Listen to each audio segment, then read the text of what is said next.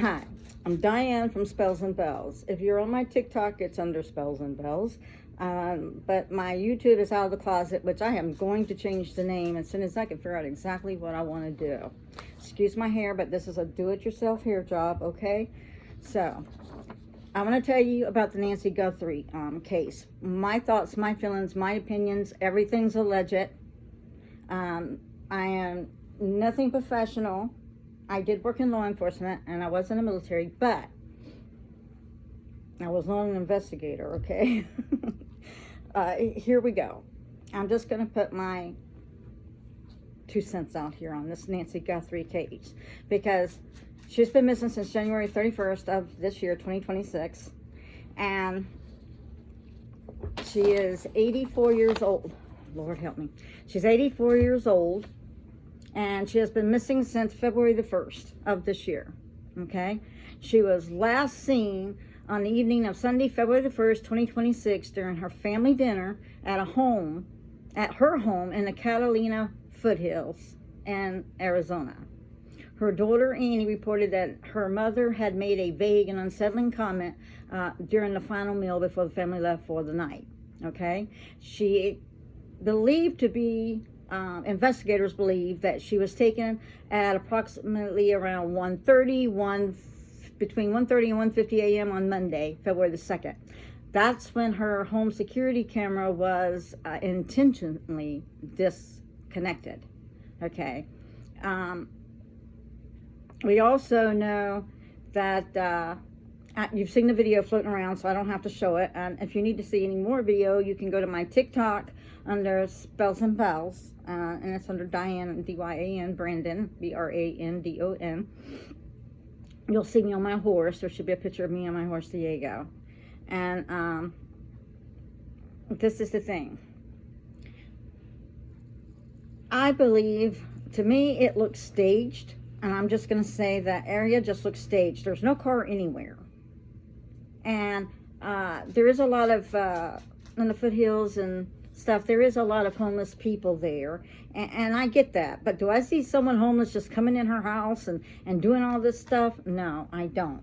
I have a couple people that I suspect right now, but I guarantee you I'm not alone in that, in who I am thinking did it. But then again, I could be totally wrong. There are 2 different things I could think of. I haven't heard anything about Annie's husband. And they could either be like under protection in their house due to whatever's going on, because you can't forget the Bitcoin. Didn't it go from 65 million to 1 Bitcoin, which is like $67,000 right now or something like that? I don't know, but I do know that they deposited money in there, and I do know that the person took some money out of that account. That's fact. You can do like I do. Everything that I am doing by local resources and by my by news and research and things like that. So please do your own research. Now, this is just my opinion, allegedly, everything I'm saying. Also, small disclaimer, there could be a few words that you might not want your children to hear, 18 and under. Okay. Now, the beginning of this, there was canine and tactical search operations. I have not seen any dogs, so I have been asking, where are those dogs? Because if this was my mother, I would constantly want some cadaver dogs, some search dogs. I don't care. They need dogs and boots on the ground with that. The FBI has been killing it. I mean, killing it. I mean, what should have been done in the first days, they come in and do it on like the 8th or 9th day they got there, and bam, bam, bam. All right. Right now, the surveillance video that they have that shows an armed suspect at 1:47 wearing a ski mask, gloves, and a reflective backpack. He has those little mini cams. He has one in his mouth, which is ridiculous because you can see a little bit under the mask doing that. And who, for the love of God, is going to go and know you're going to burglarize this house, you got this all planned, does not carry some duct tape to put over the thing or some spray paint or something. You do not pull a weed to try to put it over the camera. Of course, they did say it was not in subscription, so maybe in the beginning they thought, well, they didn't have to worry about it. But then a second thought is everything has a digital footprint. whether you pay for it or not. Big Brother's watching. Okay. The forensics said that they found DNA testing, which confirms that there was spots of blood splatter on the porch that belonged to Nancy. She left behind her phone, her wallet, her car, her hearing aids, and medications were all found at her house. Around 2:28 to 2:30, I believe they said, her pacemakers confirmed that it stopped syncing with her devices around 2:28 a.m. on the morning of her disappearance. There was a ransom note for $6 million in Bitcoin. That's what it was received. And wasn't it sent to TMZ or some medium instead of the family, which makes no sense to me. Okay. Now, the persons of interest that, well, the ransom note for the $6 million, that's when it went into the Bitcoin. Okay. They did deposit amounts of money. I do not remember what they said the amount was. I do know that it was picked up and that they are digitally in that footprint working now. Okay. They had persons of interest and vehicles. They had the masked suspect. They thought they had been tracking 4 items of the clothing, the mask, the jacket, backpack, and the shoes via all those things on the record. You know, now they're doing that with retails and whatever. They're doing that investigation. They had also stopped a Carlos Alfredo Pazazuelos. I don't know if I'm saying his name right. Please forgive me. It's Palazuelos, which was a delivery driver. He was detained and released on Wednesday. And as far as I know, he is no longer a person of interest, but is in hindsight. He was just delivering stuff. He had no idea. They went in and smashed up his house and did the SWAT thing. And if you're on JLR Investigations on YouTube, you'll see that whole scene unfold because JLR got a hold of a local there that he let get in his car and take him down Devil Roads, which we call those in Tennessee cliff drop-offs at any minute in the dark. I don't think so. So he could get a better view of what was going on. And he got an excellent view. Okay. Now, there was a white van, which was reported by all the neighbors as being suspicious in the days before she vanished. The family officially were excluded as suspects. The presence of private security and the increased law enforcement at Nancy Guthrie's residence and Annie's in Tulsa is primarily due to a direct request from the Guthrie's family to ensure that the family and the integrity of the property during the ongoing investigation. Specific reasons for the beefed up security included for them to make sure that when their mother came home, her house was in as bearable shape as they could keep it, and they did not want people on her property. Okay. Now, the family requested the Prima County Sheriff's Department confirms that they are maintaining a presence at the home at the explicit request of Nancy's children, including Savannah Guthrie, for security purposes going forward. The protection of the evidence, the investigators have been actively processing this scene, including this morning at 4:30, breaking. 4:30 this morning, they had a tent over Nancy's foyer, the beginning of her house, a white tent going in and out with evidence at 4:30 this morning. Okay. And they were bringing things out. What they got, I have no idea yet. All right. Now, given that the armed masked suspect was captured on surveillance at the front door, the family has been targeted or may be targeted by multiple ransom demands because they do, I guess, are pretty wealthy. And I believe Savannah is known for one of her Good Morning American show or something like that. I really don't know. So I don't know, so don't take me at that at all, okay? All right, the corporate security that they hired is a heightened caution to extend beyond the house. NBC News has increased the security at the New York City studios to protect the staff and the talent and all their news reporters and things due to in case this might not be a threat against Nancy. What if this is a threat against them? I don't know. Okay. If you need or have any information leading to anything, there is a $50,000 reward for her safe return. Contact the FBI at 1-800-CALL CALL-FBI. Okay? That's 1-800-CALL-FBI. Or the Prima County Sheriff's Office at 520-351-4900.